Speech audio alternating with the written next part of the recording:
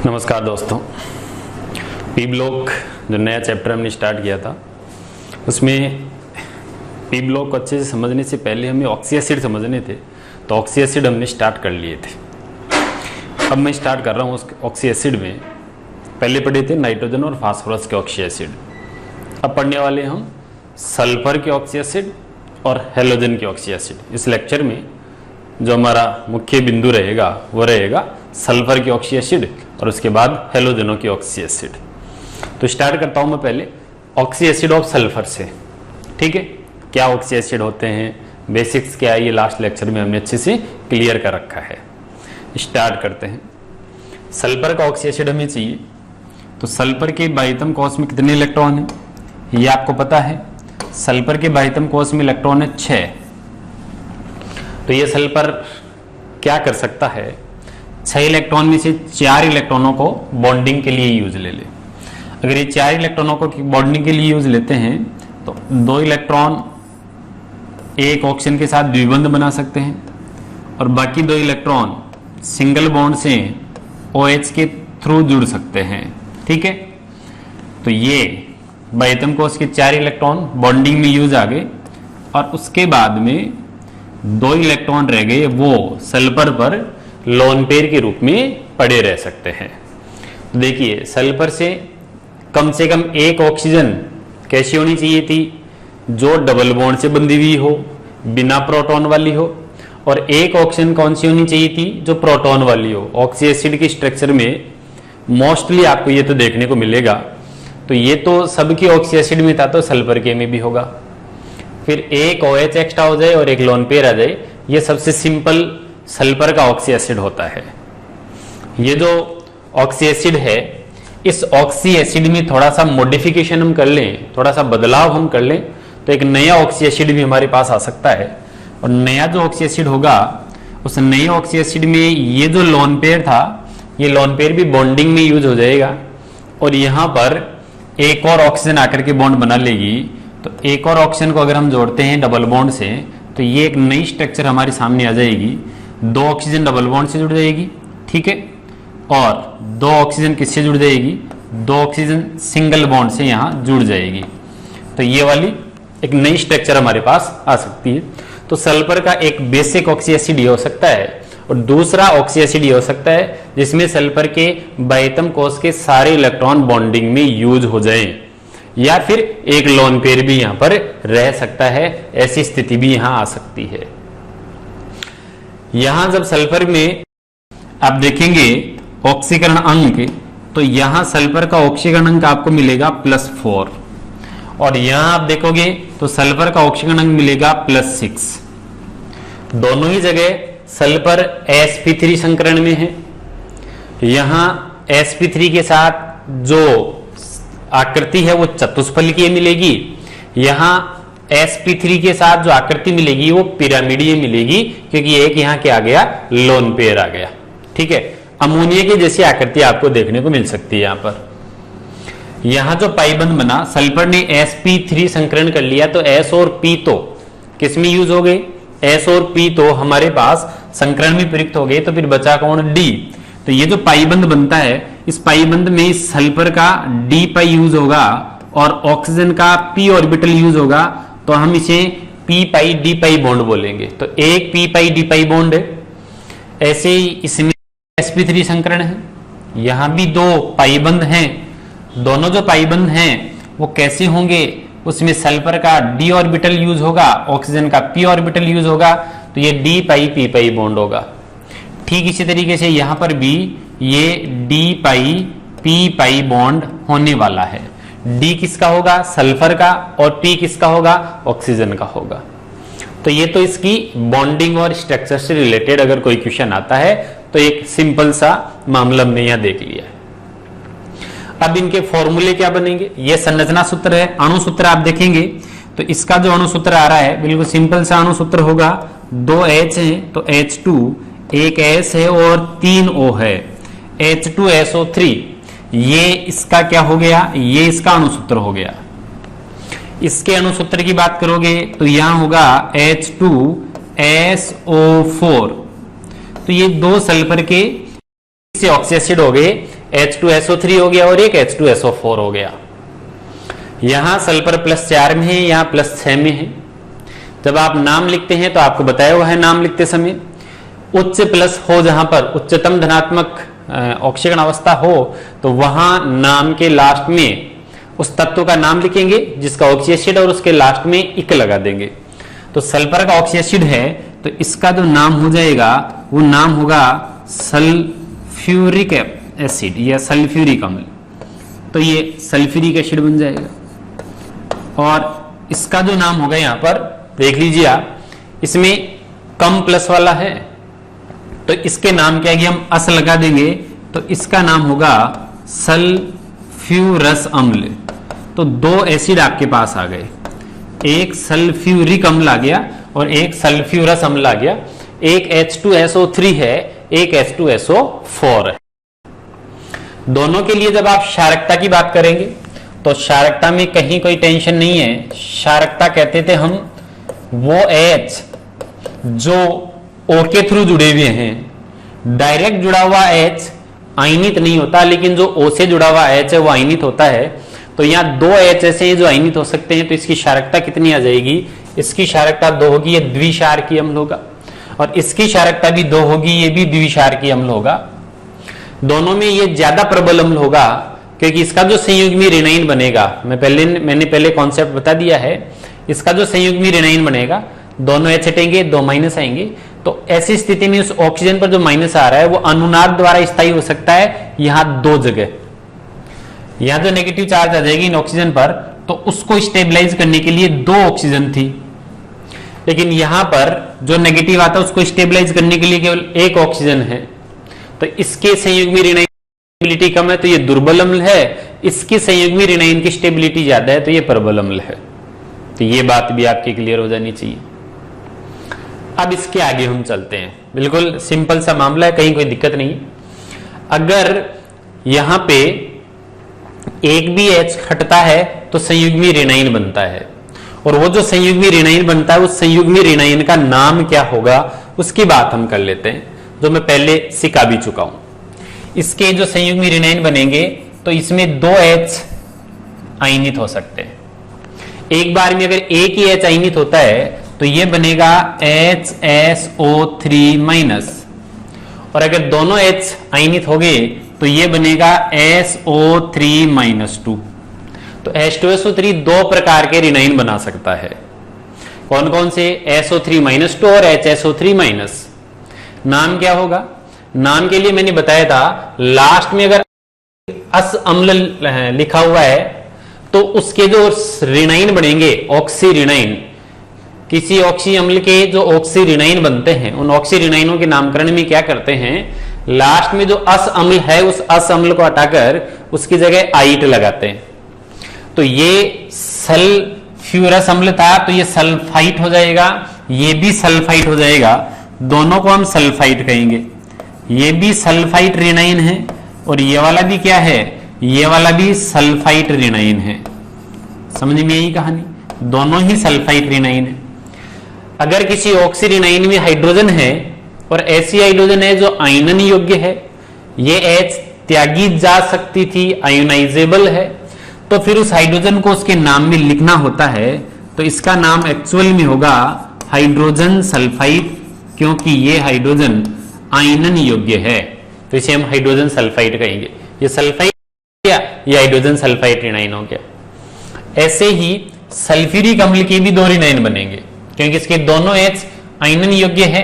तो कौन कौन से 2 ऋणायन बनेंगे, पहला जो ऋणायन बनेगा उसमें केवल एक H त्याग आ जाएगा, और जो दूसरा ऋणायन बनेगा उसमें हो सकता है कि दोनों ही H त्याग दें, द्विक्षारकीय अम्ल है ये। समझ में आ गई कहानी, या तो एक H त्यागा जाए या फिर दोनों H को हम त्याग दें। एक ही H को त्यागा गया है, यहां पर केवल एक H को त्याग रहे हैं हम, तो ऐसी स्थिति में ये जो H है ये H और त्यागा जा सकता था, ये भी आयनित हो सकता था, तो इसके नाम में इस हाइड्रोजन को दर्शाना है। अब देखिए इसका नाम क्या होगा, इस ऑक्सी अम्ल का नाम है सल्फ्यूरिक अम्ल। तो ऋणायन का नाम लिखते समय लास्ट में इक हटाकर 8 लगा देते हैं, तो सल्फ्यूरिक से सल्फेट बनेगा, हाइड्रोजन का नाम लिखना होगा, हाइड्रोजन को इसके नाम होगा, तो ये हो गया हाइड्रोजन सल्फाइड। क्या हो गया ये हो गया हाइड्रोजन सल्फाइड। ओके, और ये वाला क्या हो गया, सॉरी हाइड्रोजन सल्फाइड नहीं, हाइड्रोजन सल्फेट, क्योंकि इक है तो 8 लगेगा, तो इक है तो 8 लगाएंगे, हाइड्रोजन सल्फेट, और इसका नाम होगा वो होगा केवल सिंपल सल्फेट, तो इसका नाम सल्फेट हो गया। ठीक है, हाइड्रोजन सल्फेट का दूसरा नाम बाईसल्फेट भी है, इसको बाईसल्फेट भी हम बोल देते हैं।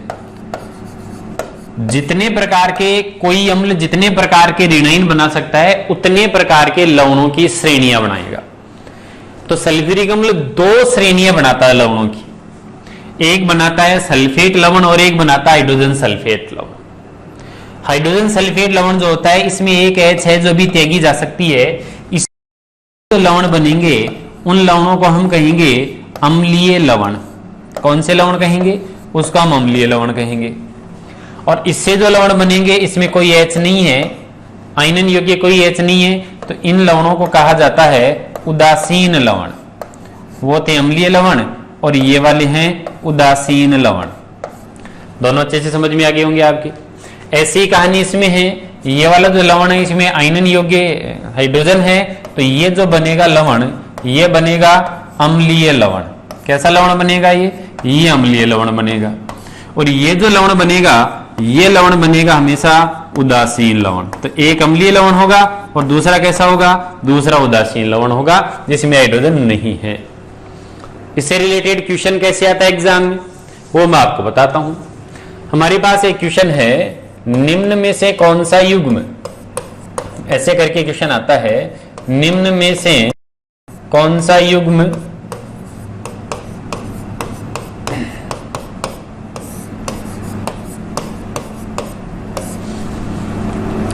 विलयन में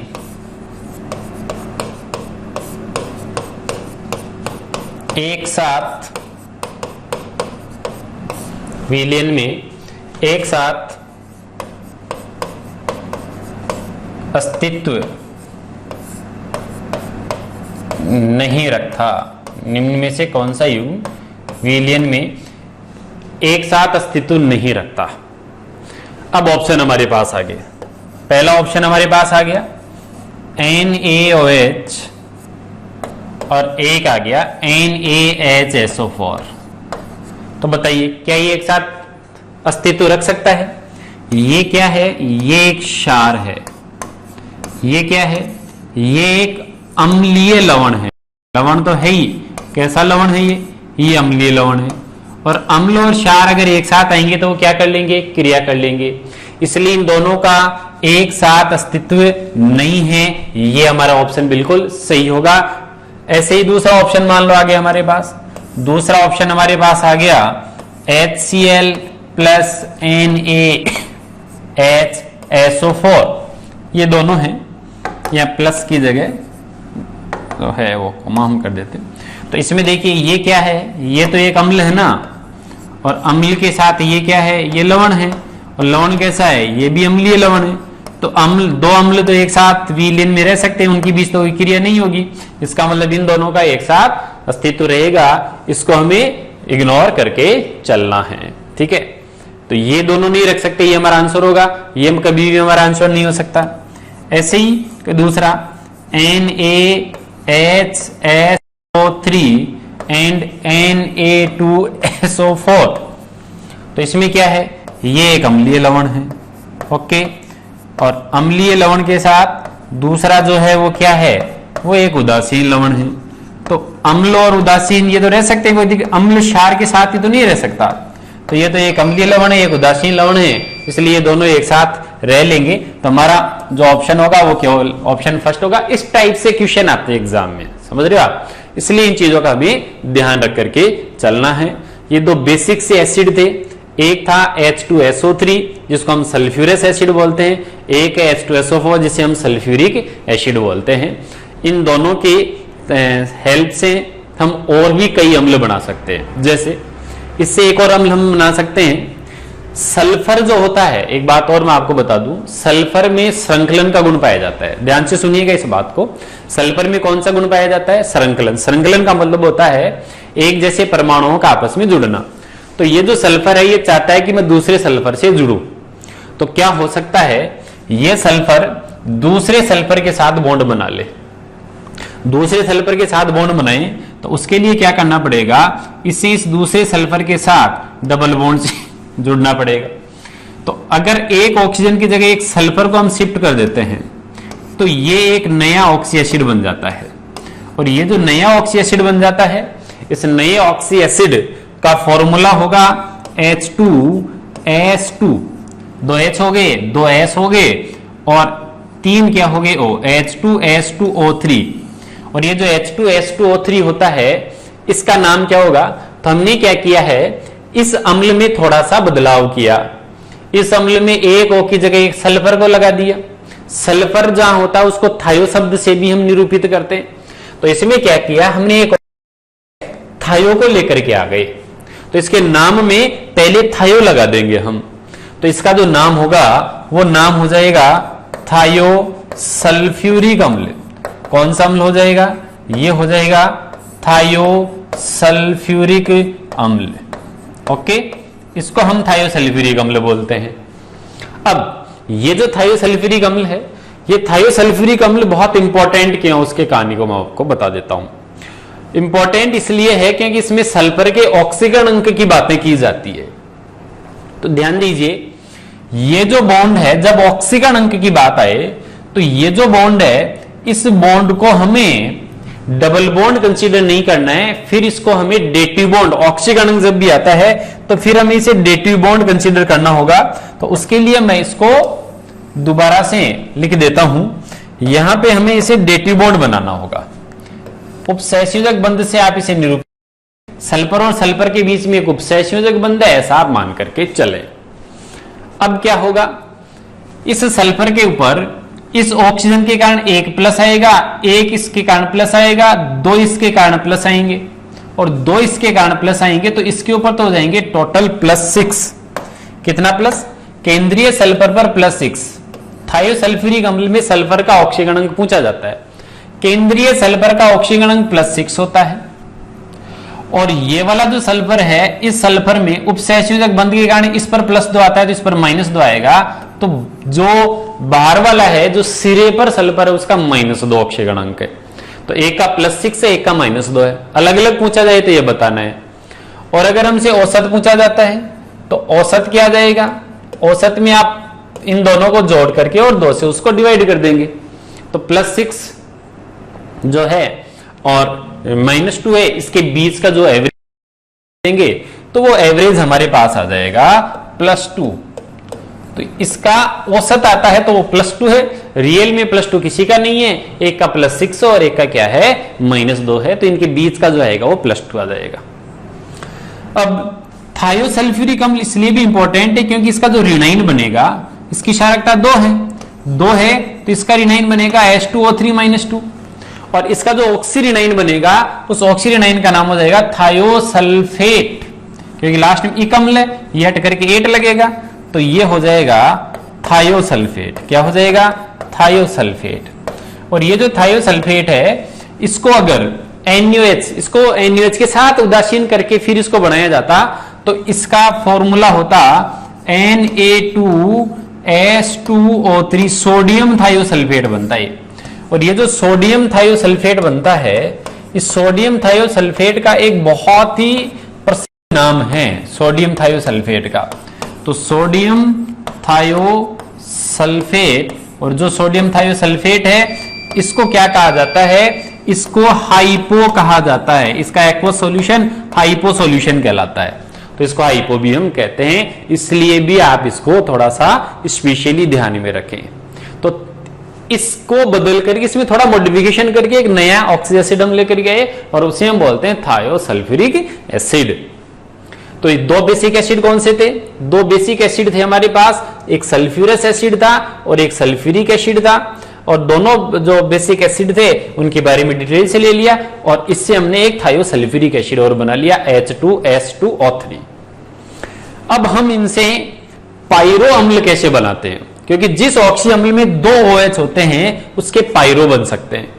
तो पायरो सल्फ्यूरस अम्ल और पायरो सल्फ्यूरिक अम्ल कैसे बनता है उसको 1 by 1 लेते हैं।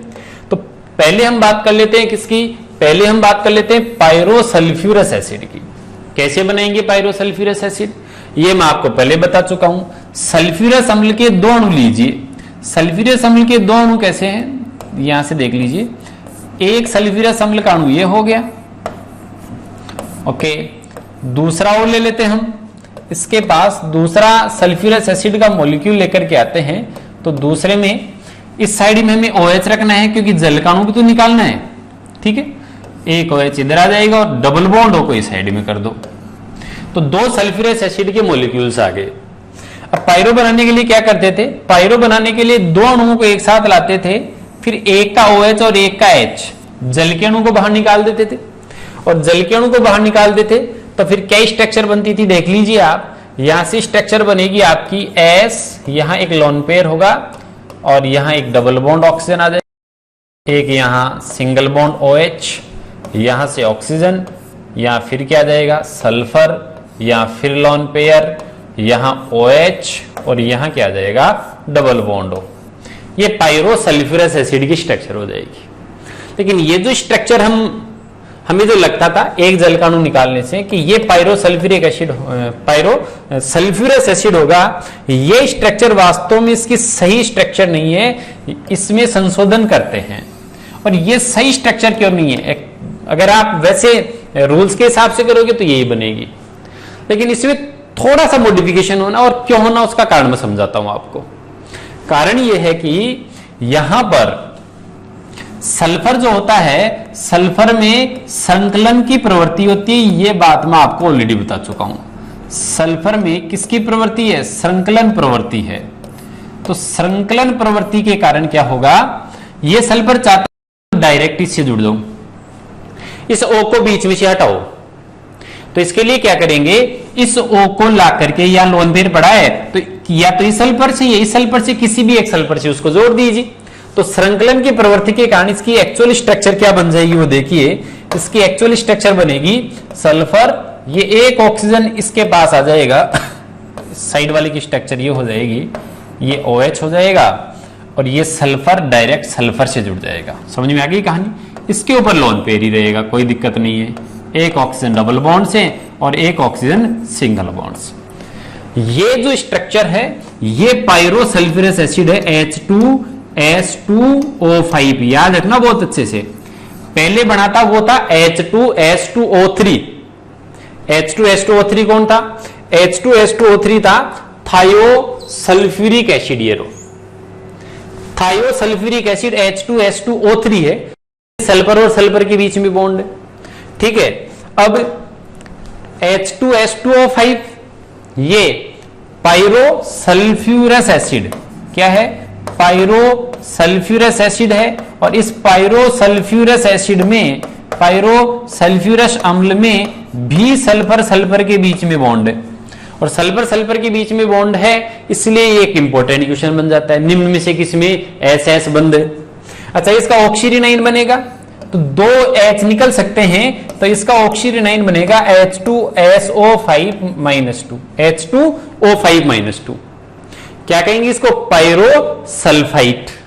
और ये जो पायरो सल्फाइट है इसमें भी SS लिंकेज होंगे। तो या तो ऑप्शन में ये होता है, ये ऑप्शन में ये होता है, दोनों में SS बंद उपस्थित। ये क्यों इंपॉर्टेंट है, क्योंकि इसमें SS बंद उपस्थित है, इसीलिए एग्जाम में भी आता है। देखो ये एग्जाम में क्यों आता है उसका रीजन इसलिए एग्जाम में आता है क्योंकि इसमें SS लिंकेज प्रेजेंट है। तो हो गया pyro sulphurous acid. Pyro sulphurous acid की स्ट्रक्चर ये मत बता देना, पायरो सल्फ्यूरस एसिड की स्ट्रक्चर ये वाली है।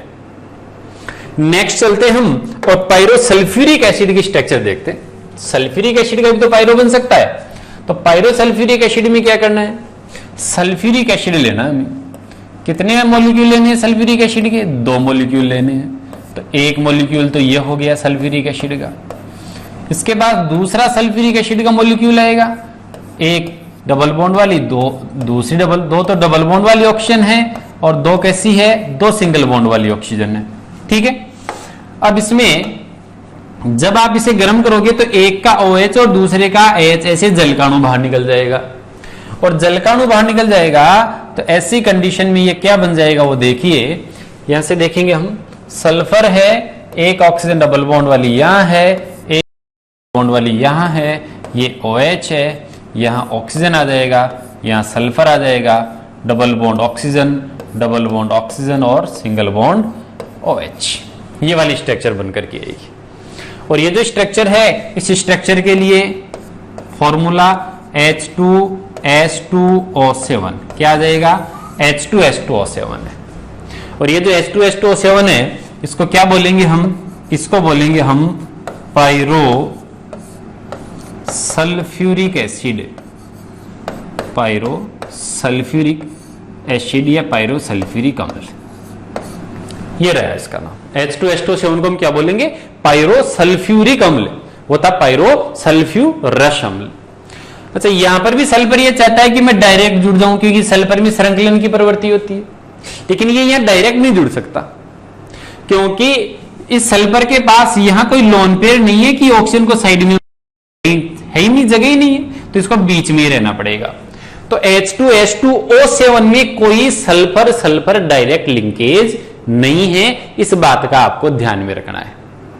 ये जो पायरो सल्फ्यूरिक अम्ल है H2S2O7, इसके और क्या नाम है वो देख लीजिए। इसी को ओलियम भी कहते हैं। किस नाम से जाना जाता है ये, इसको ओलियम भी कहा जाता है। एक दूसरा और सुनिए, इस पायरो सल्फ्यूरिक अम्ल को सधूम सल्फ्यूरिक एसिड भी बोलते हैं। क्या बोलते हैं इसको, सधूम सल्फ्यूरिक अम्ल। क्योंकि इसको कैसे लिखा जा सकता है, इसको लिखा जा सकता है, अगर हम इसको और थोड़ा तोड़ दें तो ये एक्चुअल में है H2SO4 और SO3, मतलब इसमें H2SO4 में SO3 की धुआं है, ऐसे लगता है, इसलिए इसको सधूम सल्फ्यूरिक अम्ल भी हम कह देते हैं, या ओलियम या पायरो सल्फ्यूरिक अम्ल, या दो सल्फ्यूरिक अम्ल के मिलने से बनाता तो डाई सल्फ्यूरिक अम्ल भी क्या बोल देते हैं, डाई सल्फ्यूरिक अम्ल। अब एक खास बात और आपको बतानी है।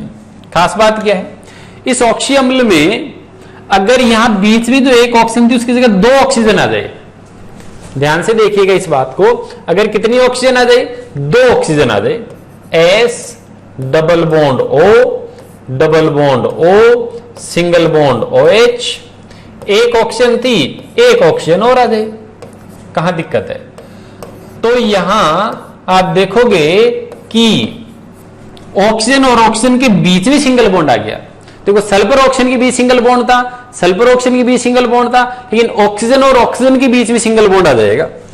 और जब ऑक्सीजन और ऑक्सीजन के बीच में सिंगल बॉन्ड आ जाता है तो उसको बोला जाता है परोक्साइड बंध।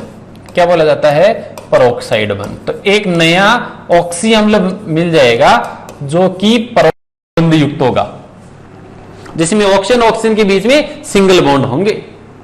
और ये जो परोक्साइड बंध हैं, ये वाला जो ऑक्सी एसिड है, इस ऑक्सी एसिड का फॉर्मूला होगा H2S2O8, और ये इस डाई सल्फ्यूरिक अम्ल में एक और एक्स्ट्रा ऑक्सीजन जोड़ने से बना था, तो इसको बोला जाएगा पर ऑक्सी डाई सल्फ्यूरिक अम्ल।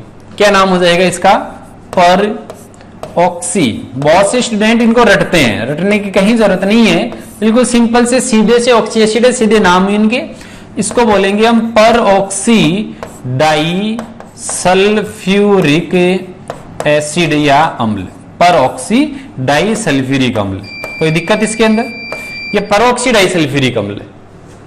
और ये क्या था, इसको सिर्फ डाई सल्फ्यूरिक अम्ल बोलेंगे, क्योंकि दो सल्फ्यूरिक अम्ल के अणुओं के बनने से ये बना था, मिलने से ये बना था। ये परोक्सी डाई सल्फ्यूरिक अम्ल है। और इसका नाम है, व्यापारिक जो नाम है वो है मार्शल अम्ल। जो ऑक्सी अम्ल होते हैं उनके फेमस नाम और होते हैं, तो इसको मार्शल अम्ल भी कहा जाता है। कौन सा अम्ल बोलते हैं, मार्शल अम्ल। इसमें ये जो सल्फर है, इसका ऑक्सीकरण अंक कई बार एग्जाम में पूछा जाता है। तो आप यहां से जब ऑक्सीडेशन नंबर यहां से कैलकुलेट करेंगे तो इस सल्फर पर ऑक्सीडेशन नंबर आएंगे, इस ऑक्सीजन के कारण +2 इसके कारण, +1 इसके कारण और +1 इसके कारण। तो यहां होगा +6 और इसका होगा वो भी +6 ही होगा। जब यहां से निकालोगे ना, तो यहां से निकालोगे तो +7 आएगा, डायरेक्ट निकालोगे तो बट इसकी स्ट्रक्चर से पता चलता है कि यह परोक्साइड बंद होने के कारण +6 है। इस ऑक्सीय अम्ल को हमें लिखना ऐसे चाहिए, कैसे, H2S2, ठीक है। फिर 2 ऑक्सीजन, तो ये 2 ऑक्सीजन, ये 4 ऑक्सीजन तो सिंपल है इसमें, लेकिन 2 ऑक्सीजन कैसी है, 2 इसमें परोक्साइड लिंक वाली है, और 2 क्या है इसमें, OH है, 2 इसमें OH है। इसको यहां से थोड़ा सा सही कर देता हूं मैं।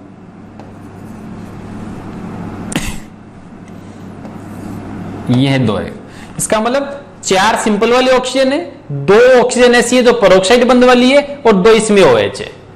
तो इसका -2 लेना है, लेकिन इसका क्या लेना है हमें, इसका हमें -1 ही लेना है। अब सल्फर का निकालोगे तो +6 आ जाएगा। तो ये क्या था, पर ऑक्सीडाइज सल्फ्यूरिक एसिड की स्ट्रक्चर थी, जिसमें ऑक्सीडेशन नंबर का क्वेश्चन एग्जाम में अक्सर रिपीट होता है। ये पायरोसल्फ्यूरिक एसिड है, कोई दिक्कत नहीं है। यहाँ H2S2O7 है, ये H2S2O8 है, ठीक है। इससे पीछे वाले में देखा था H2S2O5 था, इससे पीछे वाले में देखा था आपने H2S2O3 था। तो O3, O5, O7 और 8 वाले ये देख लिए हमने। अच्छा, एक चीज और मैं बता दूं, इस ऑक्सीय अम्ल, ये तो सिंपल है ना सल्फ्यूरिक अम्ल, इस सल्फ्यूरिक अम्ल में भी परोक्साइड बंद हो सकता है। क्या कर सकते हैं, इसमें ये जो ऑक्सीजन जुड़ा हुआ था, यहीं पर एक और ऑक्सीजन फंसा करके परोक्साइड बंद बना सकते हो। तो देखिएगा आप, ये जो सामान्य जो था सल्फ्यूरिक एसिड था, इस सल्फ्यूरिक एसिड में एक ऑक्सीजन था हमारे पास, दूसरा ऑक्सीजन आ गया, तीसरा OH है, और चौथे में क्या था, एक O था, एक और आ जाए, OOH आ जाए। तो इसका जो अणुसूत्र है वो हो जाएगा H2SO5 हो जाएगा। ये था सल्फ्यूरिक अम्ल। सल्फ्यूरिक अम्ल में एक परोक्साइड बंद आ गया, तो इसको बोल देंगे परऑक्सी मोनोसल्फ्यूरिक अम्ल, ठीक है। इसका नाम क्या हो जाएगा, परऑक्सी मोनोसल्फ्यूरिक अम्ल, ये इसका नाम हो जाएगा, परऑक्सी मोनोसल्फ्यूरिक अम्ल। ये एक बड़ा नाम है, इसलिए इसका एक सिंपल सा व्यापारिक नाम और है, और सिंपल सा जो व्यापारिक नाम है उसको कैरो या फिर कारो भी बोलते हैं, कैरो या कारो अम्ल। उच्चारण कुछ भी कर सकते हैं, इंग्लिश में ये होता है कैरोज एसिड, ओके। तो इसको कैरो भी पढ़ लेते हैं, कारो भी पढ़ देते हैं। तो ये एक सिंपल सा ऑक्सी एसिड और हो गया। इसमें जो सल्फर है, सल्फर का ऑक्सीडेशन नंबर वही +6 है, क्योंकि इसका -1 लेना पड़ेगा, जबकि इनका में क्या लेना पड़ेगा, इनका में -2 लेना पड़ेगा। तो इस तरीके से एक परऑक्सी मोनोसल्फ्यूरिक अम्ल होता है, और एक हमारे पास परऑक्सीडाइज। परऑक्सी मोनोसल्फ्यूरिक अम्ल को कैरो अम्ल बोलते हैं, और परऑक्सी डाइसल्फ्यूरिक अम्ल जो होता है इसको मार्शल अम्ल बोलते हैं। दोनों में कोई दिक्कत हमारी बात नहीं होनी चाहिए। तो ये कुछ बेसिक से ऑक्सी एसिड थे सल्फर के, जो हमने कंप्लीट की। अब सल्फर में एक खास बात हम जानते हैं, सल्फर और सल्फर के बीच में बॉन्ड बनाने में यानी संकलन का गुण पाया जाता है, इसलिए सल्फर 2 स्पेशल सीरीज बनाता है ऑक्सी एसिड की। एक सीरीज का नाम है थायोनस एसिड। क्या है थायोनस एसिड? थायोनस एसिड में सल्फर क्या करता है, एक सल्फर जो सिरे वाली एक सल्फर है वो एक ऑक्सीजन डबल बॉन्ड और एक ऑक्सीजन सिंगल बॉन्ड इसके साथ रहता है, एक रख लेता है लोन पेयर, और बाकी ये सल्फर से जुड़ता चलता है। बीच में बहुत सारी सल्फर जोड़ लेता है, बीच वाली सल्फर के कोई ऑक्सीजन और OH नहीं होंगे, और फिर इस साइड की जो लास्ट वाली सल्फर होगी उसके ऊपर फिर एक डबल बॉन्ड वाली ऑक्सीजन और एक सिंगल बॉन्ड वाली ऑक्सीजन रहेगी, और उसके ऊपर एक लोन पेयर रहेगा। बीच में बहुत सारे केवल सिंपल सल्फर होंगे, तो सल्फर ही सल्फर के बीच में लाइन लगती रहेगी इसमें। तो श्रृंखलन की प्रवृत्ति के कारण एक स्पेशल एसिड बनाता है जिसको हम थायोनस एसिड बोलते हैं। कौन सा एसिड है ये थायोनस एसिड है। एन की वैल्यू क्या हो सकती है, कितने सल्फर हो सकते हैं बीच में, वो देखो। तो उसके लिए देखिए, अगर एन की वैल्यू 0 हो सकती है, एन की वैल्यू 0 हो तो ये क्या बन जाएगा, S double bond O single bond OH, और डायरेक्ट ही S से जुड़ जाएगा S double bond O single bond OH, और दोनों के पास एक लोन पे रह जाएगा, एक SS बंद हो जाएगा इसमें। अब इसका नाम क्या हो जाएगा, इस थायोनस एसिड में 2 ही सल्फर है, इसलिए इसको बोलेंगे डाईथायोनस अम्ल। दो ही सल्फर हो तो ये डाईथायोनस अम्ल होता है। समझ में आ गई कहानी, जिसका फॉर्मूला होगा H2S2O4। H2S2O4। समझ में आ गई कहानी। हो सकता है n की वैल्यू 1 हो या 2 हो, जैसे n की जगह n का मान बीच में 2 सल्फर हो तब, तो ये हो जाएगा S double bond O single bond OH। फिर 2 सल्फर बीच में आ गई, फिर 1 सल्फर आ गई, तो यहां डबल बॉन्ड O और सिंगल बॉन्ड OH, और इसके साथ क्या आ गई ये लोन पेयर। इसके ऊपर एक एक लोन पेयर है, यहां 2-2 लोन पेयर रहेंगे। तो इसमें क्या कर लेंगे, यहां 2 H है, 4 S है और 4 O है। वो 4 हो गए, 4 S हो गए और 2 H हो गए, H2S4O4। ये 4 सल्फर है तो इसको बोलेंगे हम टेट्राथायोनस अम्ल। क्या हो जाएंगे, टेट्राथायोनस अम्ल। इनमें ऑक्सीजन अंक भी पूछ लेते हैं कई बार, तो ऑक्सीजन अंक में कोई दिक्कत नहीं है। इस सल्फर पर इसके कारण या -2 है तो इस पर +2, या -2 है तो इसके ऊपर +2। ठीक है, दोनों ऑक्सीजन के कारण जाएगा। या सल्फर सल्फर सिंगल बॉन्ड है तो किसी भी सल्फर पर कोई आवेश नहीं आएगा, तो इस सल्फर रहेगा आपके पास +4, इस सल्फर पर रहेगा +4, इस ऑक्सीजन पर -2 -2 0 और 0। ठीक है, बाकी आप एवरेज निकाल लीजिए। अगर सबका मिलाएंगे तो 4 और 4 8 को 4 सल्फर में बांट देंगे तो +2 हो जाएगा। तो इस तरीके से आप इनके ऑक्सीडेशन नंबर वाले में इसके अच्छे क्वेश्चन आते हैं, रेडॉक्स वाले में, इसलिए मैं इसको थोड़ा डिटेल में आपको बता रहा हूं। तो ये हो गया हमारे पास थायोनस एसिड से रिलेटेड में। ये सिंपल स्ट्रक्चर है थायोनस की, सल्फर के बीच में बॉन्ड बनते रहेंगे और लास्ट वाली जो सल्फर है उन पर एक डबल बॉन्ड ऑक्सीजन और एक सिंगल बॉन्ड ऑक्सीजन। नेक्स्ट आता है, वो आता है थायोनिक एसिड। थायोनिक में भी क्या होता है, सल्फर ही सल्फर के बीच में बॉन्ड बनते रहेंगे, लेकिन जो बीच वाले सल्फर उनसे कुछ नहीं होगा, लास्ट वाले सल्फर में 2 डबल बॉन्ड ऑक्सीजन होंगे और 1 OH। 2 डबल बॉन्ड ऑक्सीजन होंगे और एक क्या होगा, OH। इसको थायोनिक एसिड बोलेंगे। यानी पहले वाले से क्या फर्क आया, 80 और 1 में एक ऑक्सीजन साइड वालों में ज्यादा आ गई। जैसे n = 0 हो, n की जगह 0 ले लेंगे हम तो S डबल बॉन्ड O, फिर यहां डबल बॉन्ड O, यहां OH, फिर direct sulphur double bond O, double bond O और OH। H2S2O6 क्या बोल देंगे इसको बोलेंगे हम डाईथायोनिक एसिड। 2 सल्फर ही है इसमें, इसलिए इसको डाईथायोनिक अम्ल बोलना पड़ेगा। और अगर n की जगह मैं 2 कर दूं तो बीच में 4 सल्फर आ जाएंगे तो टेट्राथायोनिक एसिड हो जाएगा। तो इस तरीके से हम थायोनस और थायोनिक अम्ल बहुत सारे बना सकते हैं। एक लंबी सी सीरीज होती है थायोनस एसिड की और थायोनिक एसिड की। नेक्स्ट थायोनिक एसिड होता है डाईथायोनिक, फिर ट्राईथायोनिक, टेट्रा, पेंटा, हेक्सा चलता रहता है। तो ये सल्फर के ऑक्सी एसिड थे जो फिनिश हो गए। अब आप देखना इसमें एक बड़ी रोचक चीज है, और रोचक चीज ये है कि सल्फर H2S2O3 इस सूत्र का भी ऑक्सी एसिड बनाता है, H2S2O4 इस सूत्र का भी ऑक्सी एसिड बनाता है, H2S2O5 इस सूत्र का ऑक्सी एसिड भी बनता है, H2S2O6 इस सूत्र का भी ऑक्सी एसिड बनता है, H2S2O7 इस सूत्र का भी ऑक्सी एसिड बनता है, और H2S2O8 इस सूत्र का भी ऑक्सी एसिड बनता है। तो इतने ऑक्सी एसिड बनते हैं H2S2O3 O4 O5 O6 O7 और O8। इन सब के नाम लिखना, पीछे इसको रिवाइज करके देख लेना आप चाहिए से, या आपने नोट्स लिख लिए हैं तो वहां से देखना। O3 से लेकर के O8 तक है, और उनमें ये पहचानना कि किसमें सल्फर सल्फर लिंक है। आप देखोगे इसमें सल्फर सल्फर लिंक है, इसमें भी सल्फर सल्फर लिंक है, इसमें भी है, इसमें भी है, इन दोनों में नहीं है।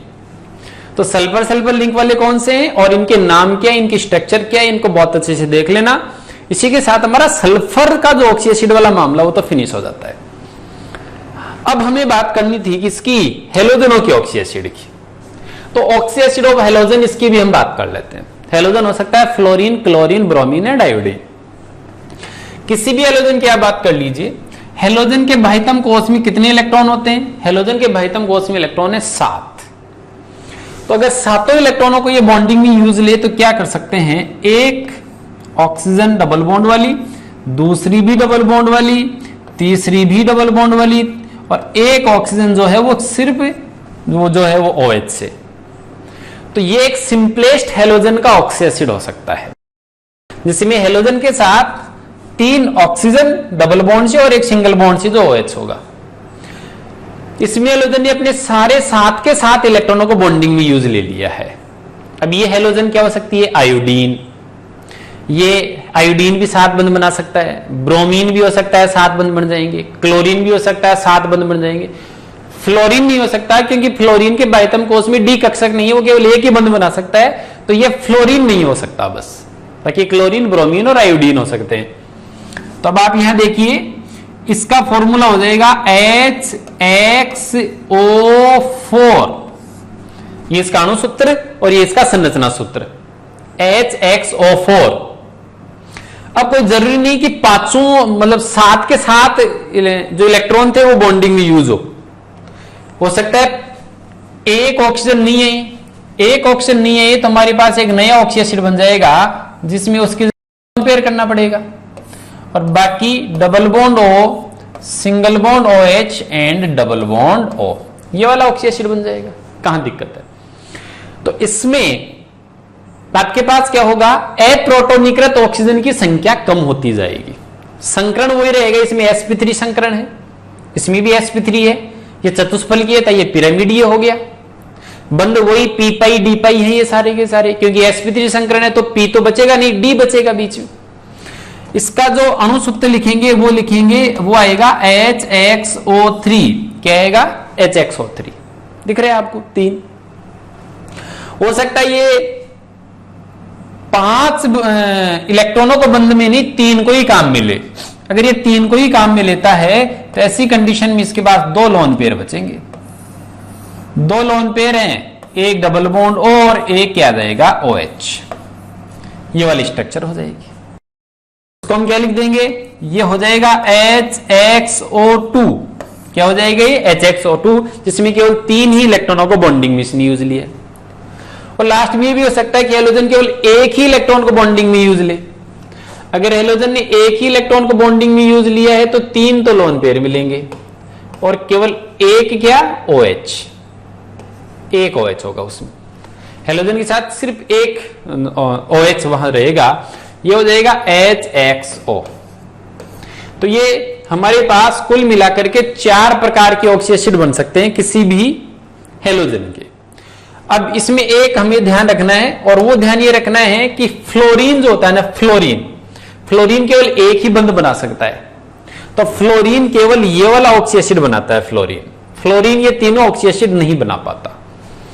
अब ये जो भी ऑक्सी एसिड बने हैं उसमें हेलोजन का ऑक्सीडेशन नंबर आप देखिएगा, इसमें +1 है, इसमें हेलोजन का +, इसमें हेलोजन का +5 है, इसमें हेलोजन का +7 है। तो ये हेलोजन के क्या हो गए, ऑक्सी एसिड हो गए, जिसमें हेलोजन की ऑक्सीडेशन नंबर भी आपको देखने को मिल रहे हैं, +1, +3, +5 एंड +7।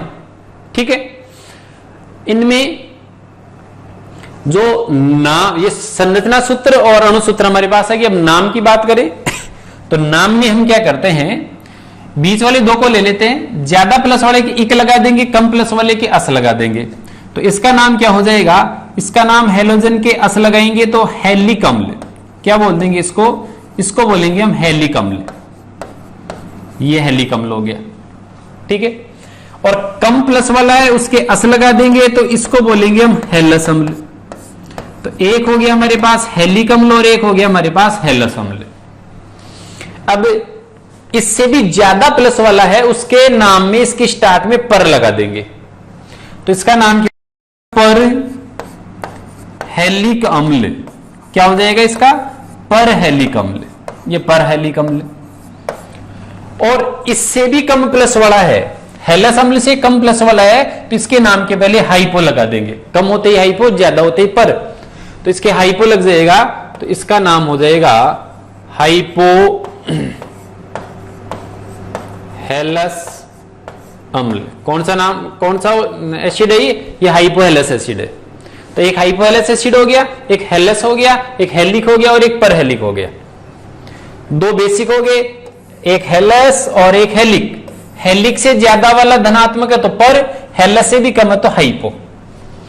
हाइपो एसिड सबके बनते हैं, फ्लोरीन, क्लोरीन, ब्रोमीन, आयोडीन सबके। किस किसके? फ्लोरीन के भी, क्लोरीन के भी बनते हैं, ब्रोमीन के भी बनते हैं और आयोडीन के भी बनते हैं, सबके बनते हैं हाइपो एसिड। ठीक है, लेकिन ये जो तीनों बनेंगे ये किस किस के बनेंगे? ये या तो क्लोरीन के या ब्रोमीन के या आयोडीन के, बाकी के नहीं बनेंगे। अच्छा, यहां पर अगर आयोडीन होता तो इनका क्या नाम होता? आयोडीन होता तो हेलिक की जगह आयोडिक हो जाता। ये हो जाता पर आयोडिक, आयोडिक, आयोडस और हाइपोआयोडस। हेलस की जगह आयोडस हो जाता। ब्रोमीन होता यहां पर तो पर ब्रोमिक, ये ब्रोमिक, ये ब्रोमस और ये हाइपोब्रोमस।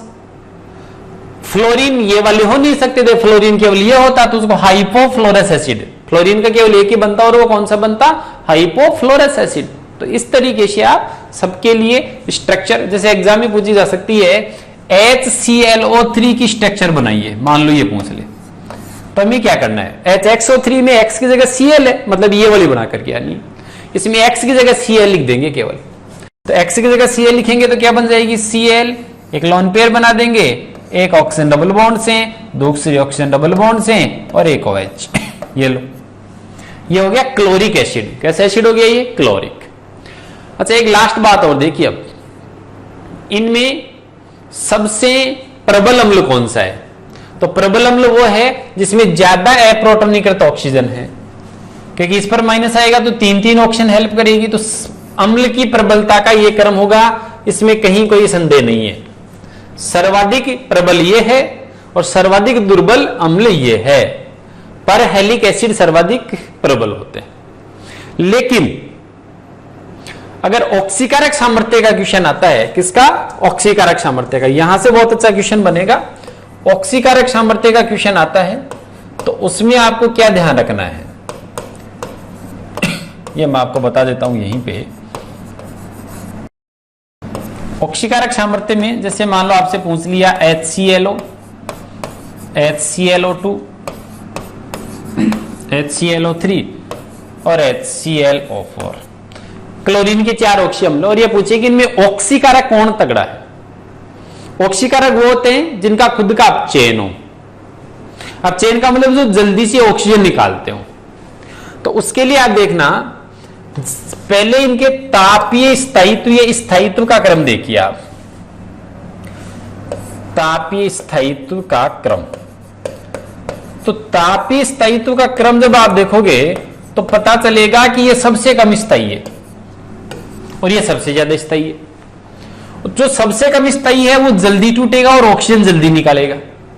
तो इसमें जो कम स्थायी होते हैं उनमें से ऑक्सीजन जो होती है, इसमें से ऑक्सीजन का निष्कासन आसान है। तो सबसे आसानी से इसमें से ऑक्सीजन निकलेगी और ऑक्सीजन का निष्कासन आसान हो, जल्दी ऑक्सीजन इसमें से निकलेगी। इसका मतलब क्या हुआ कि इसका अपचयन सबसे जल्दी होगा, यानी सबसे अच्छा ऑक्सीकारक होगा। तो ऑक्सीकारक सामर्थ्य क्या बनेगा वो देखिए आप। तो ऑक्सीकारक सामर्थ्य में सबसे अच्छा ऑक्सीकारक आएगा HClO, उससे कमजोर आएगा HClO2, उससे कमजोर होगा वो HClO3 और सबसे कमजोर ऑक्सीकारक कौन है? HClO4 है। ये क्वेश्चन खूब आता है एग्जाम में और ये हम जो सोचते हैं उससे अलग है, और उसके अलग होने के पीछे का रीजन मैंने बताया। ये बहुत कम स्थायी है, इसलिए इसमें से ऑक्सीजन का निष्कासन सबसे आसानी से हो सकता है। तो इस बात को आप जरूर ध्यान में रखिएगा। तो ये कुल मिलाकर के हमारे पास जो हेलोजनों के ऑक्सी एसिड थे वो भी मैंने आपको बता दिए हैं। अब आप इनके रिनाइन भी बना सकते हो। इसका क्या रिनाइन बनेगा? XO2 माइनस, एक एस निकलेगा XO2 माइनस। तो हेलस है तो हेलाइट बना देना, हेलिक है तो हेलेट बना देना, क्लोरेट, ब्रोमेट, ये सब। तो ट्राई करना है एक बार आप। जैसे ये क्लोरीन की ऑक्सी एसिड है, क्लोरीन के ऑक्सी एसिड को ही मैं आगे बताता हूं। जैसे HClO4 है, इसको परक्लोरिक अम्ल, क्या नाम है इसका? परक्लोरिक अम्ल। तो ClO4 माइनस बनेगा तो इसको क्या बोलेंगे हम? क्लोरिक अम्ल है तो इक के आगे 8 लगा देंगे तो ये हो जाएगा पर क्लोरेट। क्या हो जाएगा ये? पर क्लोरेट। इसमें से अगर एक एच निकाल दिया ClO3 माइनस, इसको क्लोरिक अम्ल बोलते थे तो ये क्या हो जाएगा? क्लोरेट। ब्रोमीन होता तो ब्रोमेट। तो इनका भी नाम ध्यान रखना है। ये था क्लोरस अम्ल, ClO2 माइनस को क्या बोल देंगे? क्लोरस। अस है तो आइट लगाएंगे तो क्लोराइट। क्या हो जाएगा ये क्लोराइट। और ये क्या हो जाएगा?